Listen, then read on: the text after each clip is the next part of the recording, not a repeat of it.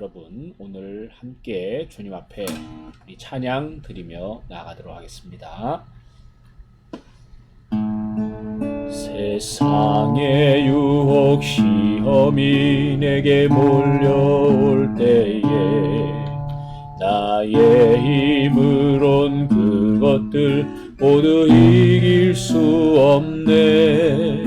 거대한 폭풍 가운데 위축된 나의 영혼 어찌할 바를 몰라 헤매이고 있을 때 주를 찬양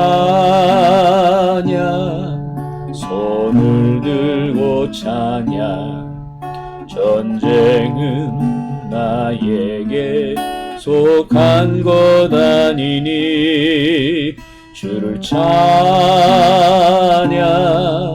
손을 들고 찬양 전쟁은 하나님께 속한 것이니 거짓과 속임수로 가득 찬 세상에서 어디로 갈지 몰라 머뭇거리고 있네. 공중의 권세 잡은 자 지금도 우리들을 실패와 절망으로 넘어뜨리려 하네. 주를 찬양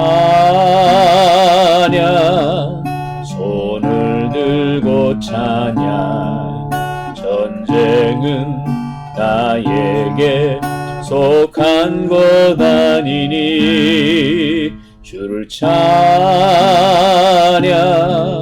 손을 들고 찬양 전쟁은 하나님께 속한 것이니 주위를 둘러보면 아무도 없는 듯 믿음의 눈을 들면 보이는 분 계시네.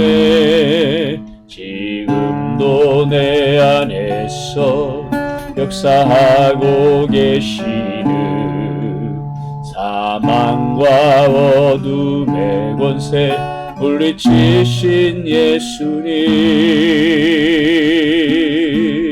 주를 찬양 손을 들고 찬양 전쟁은 나에게 속한 것 아니니 주를 찬양 손을 들고 찬양 전쟁은 하나님께 속한 것이니. 오늘 저희는 신앙성장 시리즈 성경이 무엇을 말하느냐 8번째 말씀에 관하여 우리 2번째 시간이 되겠습니다. 자, 우리가 오늘 이 시간에는 하나님의 말씀이 얼마나 중요한가에 관하여 우리가 함께 살펴보려고 합니다. 여러분들은 성경 말씀이 여러분에게 얼마나 중요하다고 여기십니까? 여러분, 우리가 교회 생활을 하면서 말씀이 중요하다라는 것을 아는 것과 반면에 정말 그 중요성을 알아서 말씀을 가까이 하는 삶을 살아가는 것은 별개입니다. 특별히 오늘날 이 시대에 그야말로 메시지의 홍수 시대를 저희는 살아가고 있습니다. 수많은 설교들, 또 간증들, 다른 사람들의 입을 통해서 쏟아져 나오는 수많은 이야기들이 있습니다. 그러나 중요한 것은 그런 다른 사람들의 이야기가 아니라 여러분이 개인적으로 하나님의 말씀을 통해 이 하나님과 개인적인 관계를 가지고 그 말씀을 순종하면서 여러분 마음판에 새겨서 이 시대를 살아가고 있는가라는 것입니다. 여러분, 우리가 진짜 기근이 무엇이냐? 바로 이 하나님의 말씀을 듣지 못하는 기근 아니겠습니까? 이 하나님 말씀을 듣지 못하는 이유는 사람들이 그런 메시지를 듣지 못해서가 아니라 개인적으로 하나님의 말씀을 가까이 하지 않을 뿐더러 이런 제3자들을 통해서 쏟아져 나오는 메시지에 우리는 이미 너무 익숙해져 있고 그것으로 만족하는 그런 시대를 보내고 있습니다.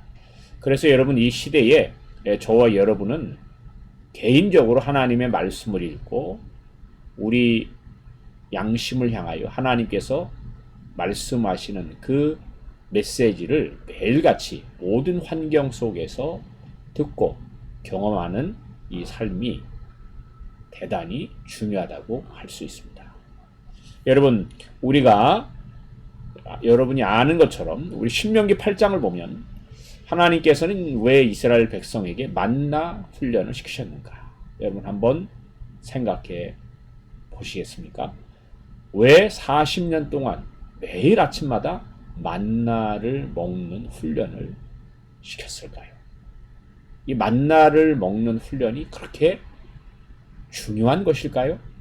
우리는 잘 모를 수 있지만 중요한 것은 이렇게 만나를 먹는 훈련을 시키신 분이 하나님이시고 우리 그리스도인들이 신앙의 길을 걸어갈 때 그만큼 이 만나를 먹는 것과 같이 하나님의 말씀을 먹는 것은 너무나 중요하다라는 것입니다. 만약에 내가 그것을 알지 못한다면 하나님의 지혜를 얻지 못하고 있는 것입니다. 우리가 사무엘상 15장 하나님께서 가장 기뻐하시는 것은 무엇인가? 사울의 불순종을 통해서 선지자 사무엘을 통하여 주시는 말씀이 있지 않습니까? 다른 어떤 것보다도 수많은 제물, 제사, 이런 종교적인 형식보다 그분의 말씀에 순종하는 것을 하나님은 가장 기뻐하신다. 여러분, 우리가 시편 1편에서 볼 수 있는 것처럼 왜 하나님께서는 말씀을 주야로 묵상하는 자를 복되다고 하셨는가?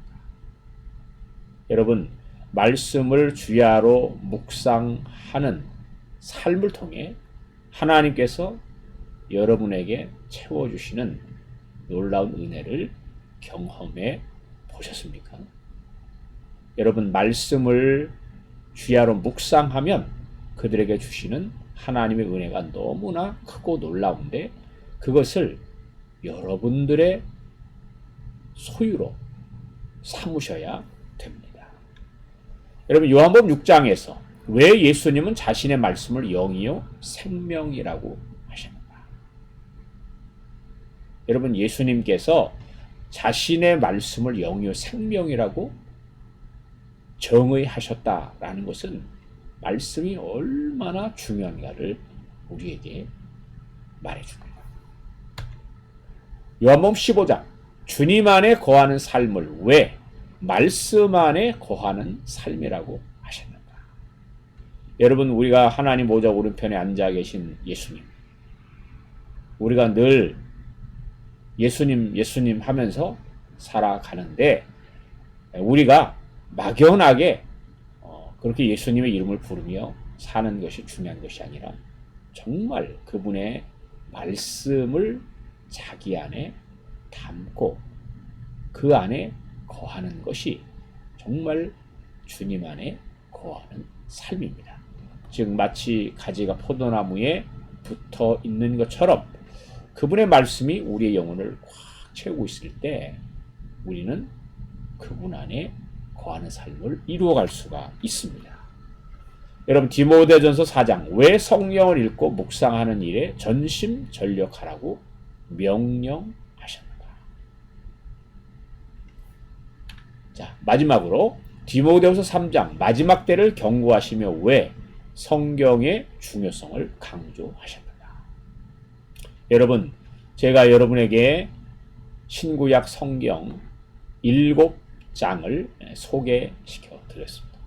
여러분, 이 본문 한 곳마다 하나님께서는 저와 여러분을 향해서 정말 간절한 부르짖음으로 권면하고 계십니다. 정말 말씀으로 돌아오라는 것입니다. 여러분, 하나님의 말씀을 여러분이 사랑하고 정말 그것을 읽고, 그리고 그 읽으면서 말씀의 능력을 경험하고, 말씀의 능력 안에 사는 삶이 무엇인가를 여러분 삶 속에 누리며 살아가기를 하나님께서는 원하신다라는 것입니다. 그러니까 여러분, 우리가 말씀을 읽는 이 하루하루의 삶은 너무나 중요한 것입니다. 억압이 아니라 도리어 우리는 이와 같은 아버지의 마음을 기억하고, 왜 아버지께서 우리에게 이렇게 성경을 읽고 묵상하는 것을 강조하셨을까? 얼마나 중요하면 그걸 강조하셨겠습니까? 오죽하면 예수님께서 생명이라고 말씀하시겠습니까? 여러분, 하나님의 말씀을 그런 주님께서 가르치시는 대로 우리 또한 동일한 마음과 자세를 가지고 말씀을 대하고 매일같이 말씀을 기쁨으로 대하는 하나님의 사람이 되기를 원합니다. 그래서 여러분, 우리가 이 하나님의 말씀을 향하여 가져야 되는 3가지 아주 중요한 자세가 있어요. 첫째는 뭐냐? 말씀을 즐거워하라입니다. 여러분, 말씀을 억지로 읽으면 안 됩니다. 억지로 읽는다라는 것은 마음이 없다는 것 아니겠습니까?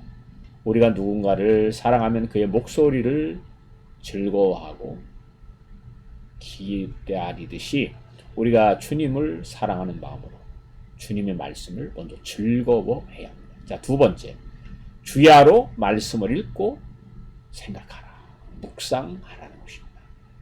하나님 말씀을 우리 마음에 풍성하게 거하게 해야 합니다. 자, 3번째, TP를 통해 말씀의 능력을 경험하라. 자, 이 TP라는 말은 테스트 그리고 prove라는 영어에서 따온 것입니다.